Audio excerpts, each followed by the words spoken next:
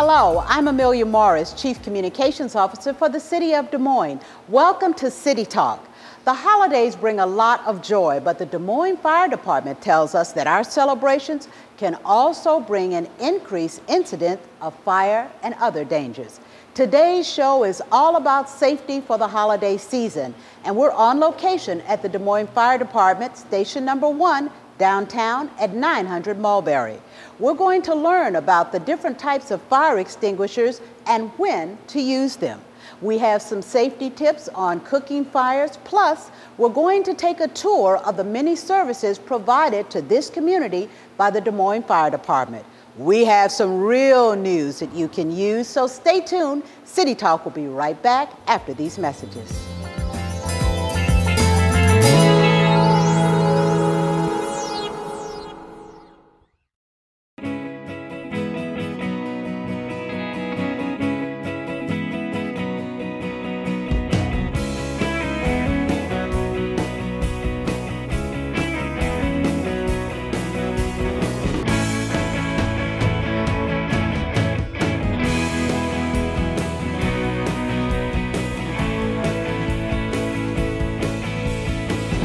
Visit Des Moines, we have it all.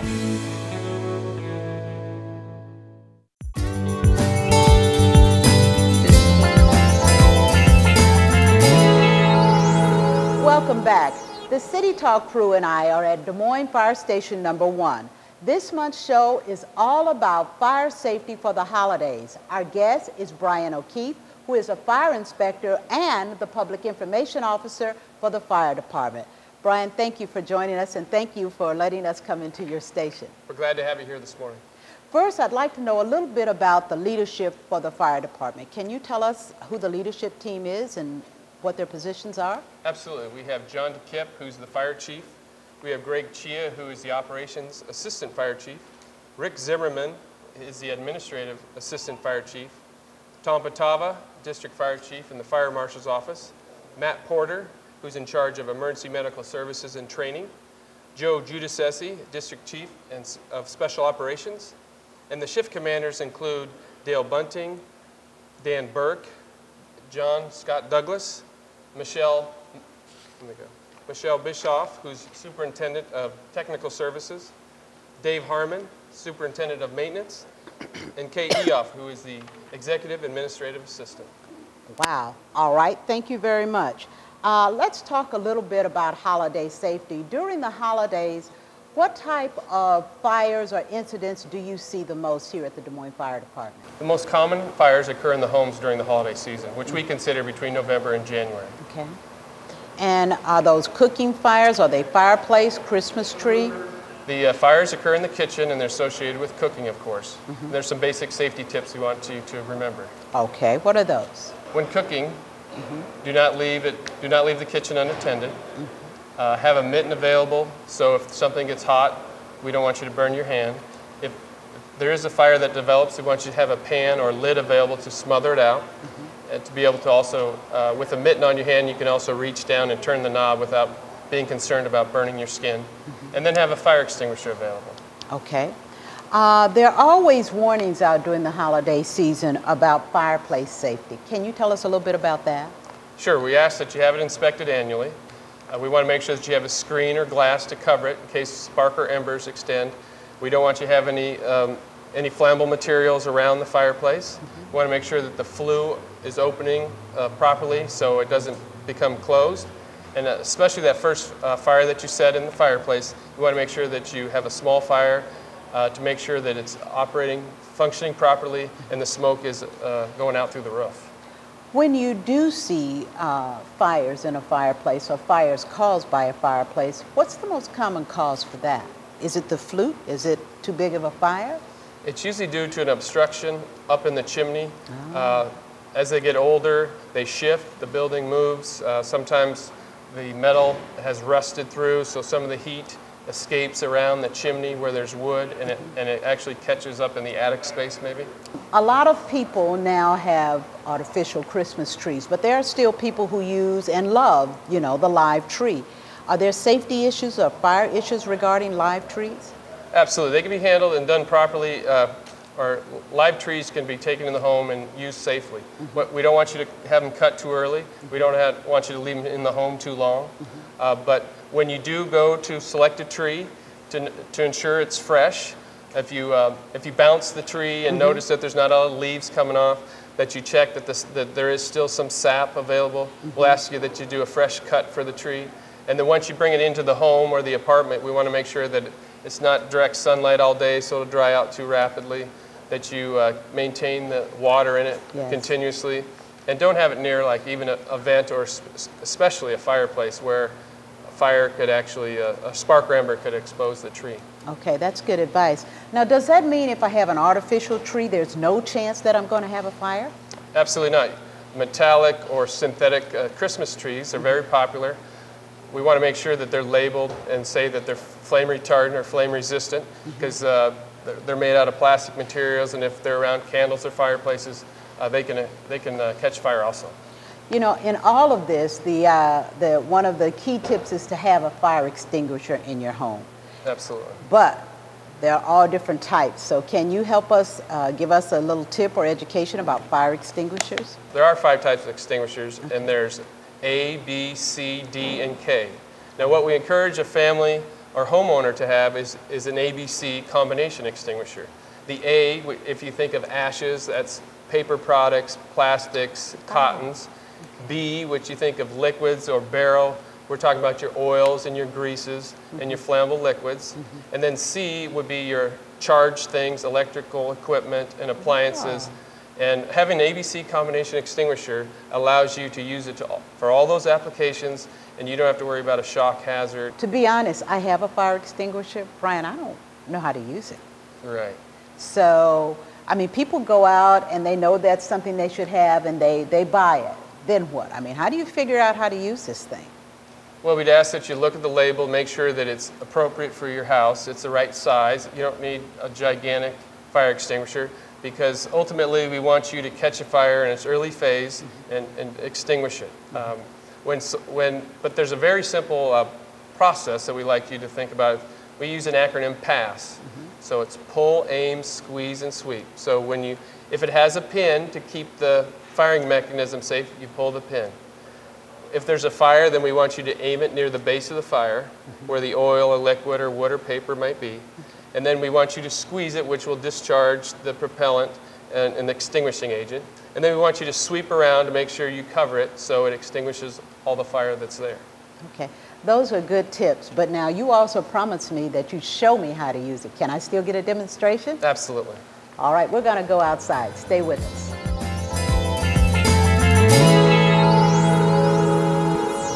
This is your basic ABC fire extinguisher. What we want you to remember is the acronym PASS: pull, aim, squeeze, and sweep.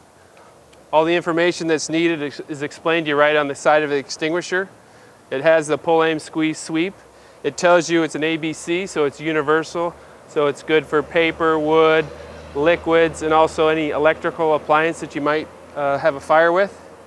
So we want you to pull the pin, we want you to aim it, we want you to squeeze the trigger and sweep it to extinguish a fire. So this would represent your basic kitchen fire or a liquid oil fire. So we pulled the pin. It recommends about 8 feet away. We're going to aim at the base of the pan, and we're going to squeeze and sweep. And after about 3 seconds, the fire will extinguish. We want you to continue to monitor. If there's any heat there, we want to make sure you get that shut off. And at the same time, we also want to make sure somebody's calling 911.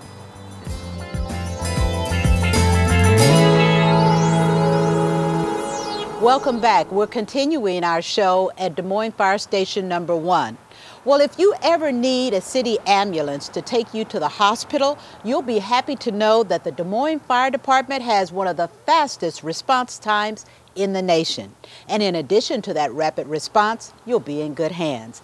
Our guest now is Randy Hartley, who is the senior fire medic. Thank you for joining us. You're welcome. First of all, can you tell us how many emergency medical technicians you have in the fire department? We have over 220 EMTs within the fire department. Now of those 220, 160 of them are certified at the paramedic level. What that does for the response, when we respond to a call within the city of Des Moines, we average almost 20,000 calls a year. So there's quite a few calls that we go on. Of those, roughly 80% are emergency EMS calls. So the paramedic level brings to the table such a extensive care plan that we can do for the patient. We can do almost everything an ER physician can do for cardiac events within the back of the squad. So it makes a huge difference with the city on just not the response time, but what we bring to those individuals that actually need the help to the field. So we communicate directly with the hospitals when we respond. We're able to get orders. We have a long list of drugs that we actually carry on the back of the squad with us, so we're able to administer that at that paramedic level. So it's a huge thing for the city to be able to support the paramedics within the department, and we're taking it to the next notch where when 30 years ago you came on the department, you were you scooped and loaded the person and went to the hospital. We actually do incentive or direct care for the patient, so there's a huge impact on that individual. That's reassuring. That makes me as a citizen feel really good. Tell me a little bit about, you've talked about the training. So is that training that they receive here through the department, or do they go away for training? How is that accomplished? Well, it's a combination. We have a drill school that they attend, and within that drill school, after they get certified as a firefighter, basic firefighter skills, they actually go through the EMS or EMT school to get certified at the basic level, and then they take a notch above that to the paramedic level.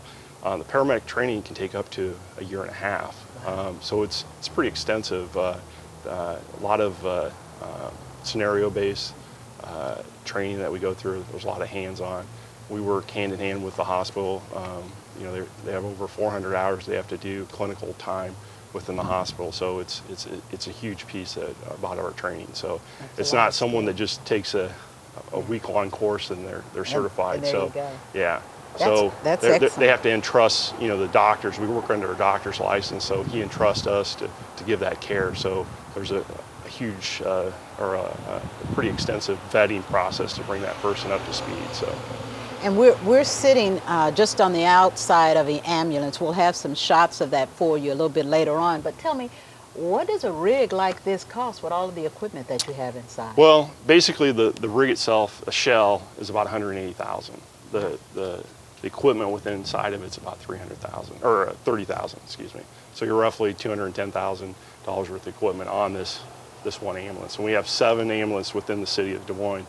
So you can see how extensive the cost can be. But when you're running 400 plus cardiac CPRs within a year, that's 400 people that you have the potential of saving. So you can't measure that by the value of what this rig costs. I think it's a bargain if I'm still alive. Yeah, it is a bargain. I think it's a bargain. So. You may have answered this, but how many calls or how many people do you serve annually? Do you have any idea? Well, during the day, obviously the city of Des Moines is more populated, so we have a lot of the metro population that comes in and actually comes down to the office buildings and stuff like that. So I'd say roughly 400 to 450,000 people we serve on any given day. But at nighttime we reduce, the population gets reduced, but you would think our call volume reduces, but a lot of our calls are at night. When you're sleeping in bed, all snuggled up, we're out helping people and making a huge impact on someone's life. So.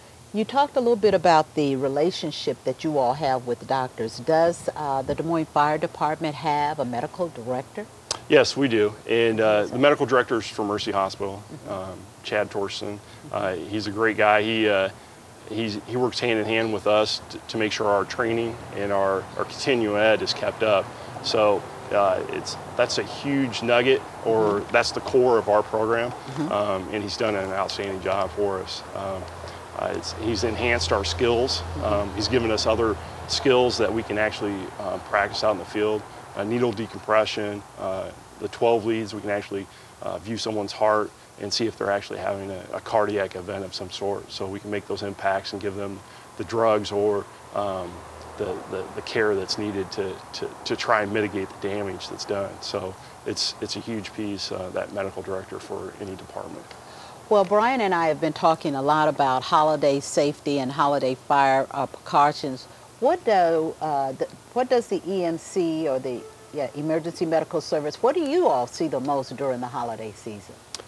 Usually the holiday seasons, you know, you have a change in the weather.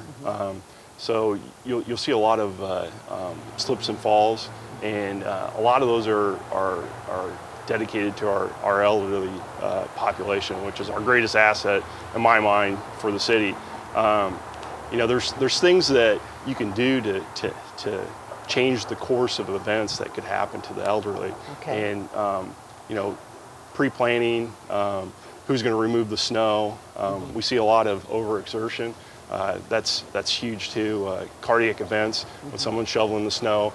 If they have cardiac problems, we definitely stress that don't go out and shovel the snow. Yeah. Have someone else do it. You know, if you're in a neighborhood with elderly population, try and help them out. You know, we ask our citizens to step up to the plate and make those sacrifices for the elderly that live around them and make sure they're taken care of. But slips and falls is one of our biggest contributors of hauling people to the hospital and taking care of them. You know, when you see an ambulance, a lot of times you also see a fire engine accompanying.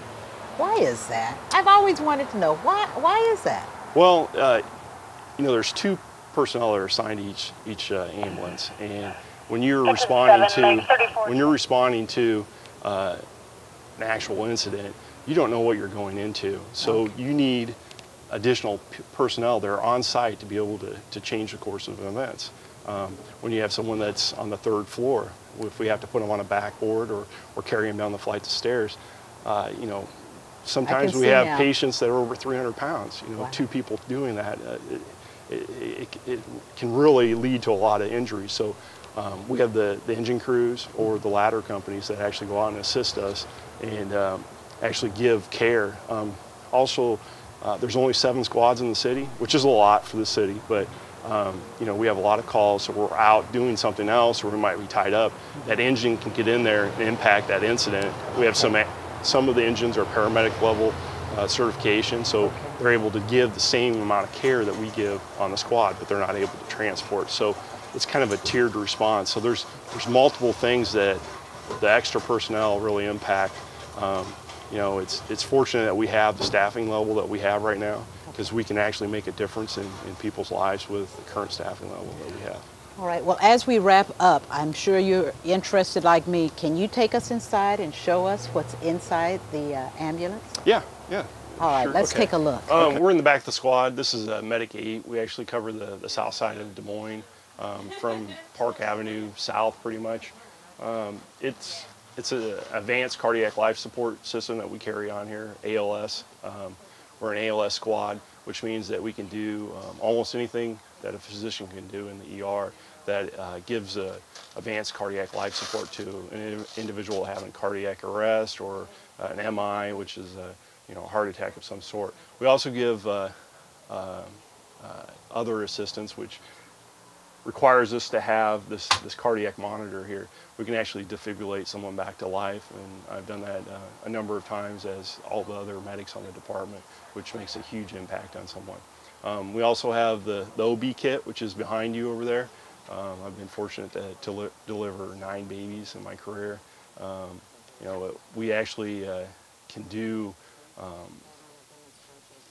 multiple things with this squad.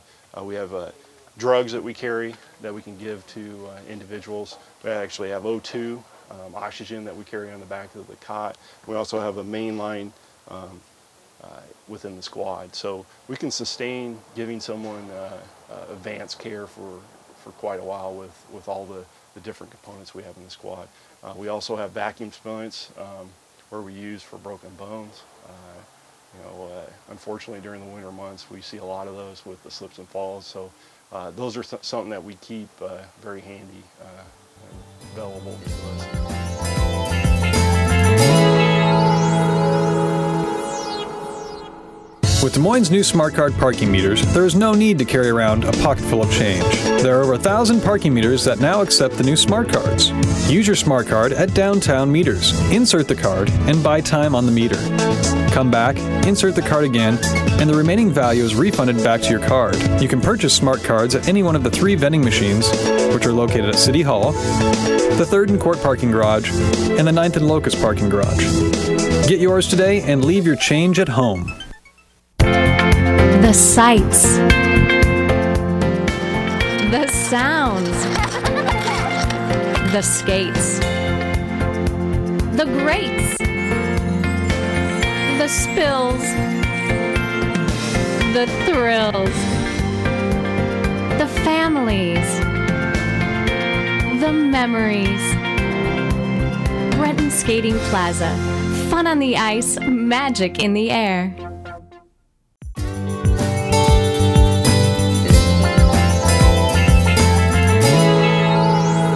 Welcome back. The Des Moines Fire Department currently has 10 stations located throughout the city to serve the citizens of Des Moines. There is a map on the city website at www.dmgov.org. You will go to Fire Department, and there you'll see a scalable map where you can see any of the 10 locations. Now, I'm going to continue my interview with Brian O'Keefe. Brian, tell me, exactly, everybody has what they think is their own fire station. So could you kind of just briefly go through that list and tell us where these fire stations are located, what part of town they're in? Absolutely. Des Moines Fire Station number 1 is located at 900 Mulberry Street. It serves the main downtown area. Station 1 is also the location for Fire Department's Administrative Office, Emergency Medical Services Offices, Technical Services Division, and Fire Prevention Bureau. Fire Station 2 is located at 1727 East Walnut Street. It serves a large area on the east side of the city. Fire Station number 3 is located at 2458 Easton Boulevard, and it serves the east side and northeast area of the city. Station 4 is located at 917 University Avenue, and it serves the central and north central areas of Des Moines. Fire Station 5 is located at 711 42nd Street, and it serves the central and west central areas of Des Moines. Fire Station 6 is located at 1919 Southeast 6th and serves the south central southeast areas of the city. Station 6 is also the home of the Water Emergency Team. Fire Station number 7 is located at 3500 East 12th Street and serves the north area of the city. Fire Station number 8 is located at 1249 McKinley Avenue, and it serves the southern area of the city. Fire Station 9 is located at 4800 Douglas Avenue and serves the north and northwest areas of the city. And finally, Fire Station number 10 is located at 5900 East Indianola, and it serves the south and southeast areas of the city. Brian, tell us, what type of training do firefighters undergo to become a certified firefighter? Well, we currently have 16 firefighters in training in our academy. They begin as Firefighter 1 level training, which is a nationally recognized program. And following that, they will become certified as EMTPs, which is Emergency Medical Technicians, paramedic level. Okay. We're also going to be building a new training facility coming up here pretty soon, aren't we? The Des Moines Fire Department is excited about our new administrative building and training facility. It is currently being built and is located on Dean Avenue near the fairgrounds. When most citizens think about the Des Moines Fire Department, they envision firefighters riding on big red fire trucks on their way to a house fire. Or they think of paramedics providing life-saving care to the sick and injured. These are, of course, the most visible services provided by the fire department, but there are other behind-the-scenes divisions and services that are essential to the safety of our citizens and visitors to our community. Brian, I'd like you to tell me a little bit about the divisions, what other divisions there are, and what services they provide. Well, we've broken it down into 3 areas. We have the EMS services, we have the Special Operations Services, and then we have the Fire Prevention Services. Okay. And most people are familiar with terms like wet team and hazmat. Can you tell us a little bit about those groups and what they do? The wet team is trained to assist people whether they're in a river, a stream, or in a lake. It doesn't matter what time of year it is, whether it's open water or frozen. We have special training for the firefighters to get out there and assist the public. Okay. And then there is the hazmat team. What do they do? The hazmat team will assist in any type of leak or whether it's a gas, liquid, or a solid. We mitigate, we protect the public. We also want to protect the environment, and it usually involves larger commercial facilities, manufacturing, tractor trailers, and we support a 9-county area to do that. And that's generally when there's some type of chemical spill or there's something that's toxic, they handle those types of things? Yes, they have special training that allows them, and the equipment that they wear to allow them to go into different environments that basic firefighting equipment won't allow. You know, and I don't think most people realize that these firefighters with these special skills are really just cross-trained. These are the same group of people doing specialized jobs. Is that right? Yes, we all maintain the firefighter skills and our basic EMT skills, but depending on the call, you might ride a different piece of equipment, you put on different clothing, and you have to learn and understand and know different operations. Wow. Okay, tell us a little bit about fire investigation, because you have fire inspectors, correct? Yes, the Fire Prevention Bureau consists of inspectors and investigators. We educate the public through daycare, school visits, senior citizen visits, and we also work directly with businesses. The inspectors also are responsible for permit inspections, and these are businesses or manufacturing where there's a high risk to the community, so we go in there and ensure that they're doing things in a safe manner, that they're storing hazardous material, so we can prevent a major incident. And when there is an arson fire, you guys team up with the police department, is that right? Yes, for over 20 years we've partnered with the police, and the fire side we focus on what the cause and the location of the fire is, and the police officers assist us with interviewing and maintaining chain of custody when it comes to evidence. Wow, there's so many tasks that go on there. Let's talk a little bit about community education, because I think that's an area that is another area that's visible that people see and kids see at school. Exactly. We have Freddie the fire truck now that we like to take in. It's a very dynamic environment. The kids love Freddie. We're always impressed with the knowledge that these children retain, and we do daycares, we do kindergarten schools, and even elementary level, and to the extent of even going to a career day at the high school level so they can consider fire safety. There are so many other services that the fire department provides. For example, there's information and even education on smoke detectors. Is that right? Absolutely. Okay. Now, does that mean you go do that in groups, or people request that you come out? How is that carried out? Well, for smoke detector education, that's available through our website, but we also support that twice a year through the Change Your Clock, Change Your Battery program, which we do in October. All right. And there are some local businesses that you provide fire prevention in service to. What is that all about? We involve their emergency action plans, whether it's a disaster or a fire. We want to make sure that they have their evacuation plan during a fire condition, and then we also provide fire extinguisher training so they can actually extinguish the fire themselves. And I understand that you also work with healthcare facilities and senior citizen housing projects. Is that correct? Yes, that's a concern for us due to some of their physical limitations. We want to make sure that they're aware of their abilities. We try to cater to their special needs so they can feel confident on what services we provide, and also give them some actions they can take to improve their lives. Okay. The bottom line is that our fire department provides this community with a wide range of services. I encourage everyone to visit their website, www.dmgov.org, and click on Fire Department and see all the services that are available to this community. That wraps up this edition of City Talk. I hope you will join us again here on DMTV, City Cable Channel. Every month we'll visit a different city department and bring you new information about the community. Today's program can be seen again during the replays on the dates and times now listed on your television screen. You can also watch us online. Go to www.dmgov.org and click on Watch Live. DMTV is provided to the City of Des Moines by Mediacom Cable. The channel is in the digital lineup, and you will find us 24 hours a day, 7 days a week on digital channels 86 and 97.1. For more information, visit us on the web. I'm Amelia Hamilton Morris. Thank you for watching.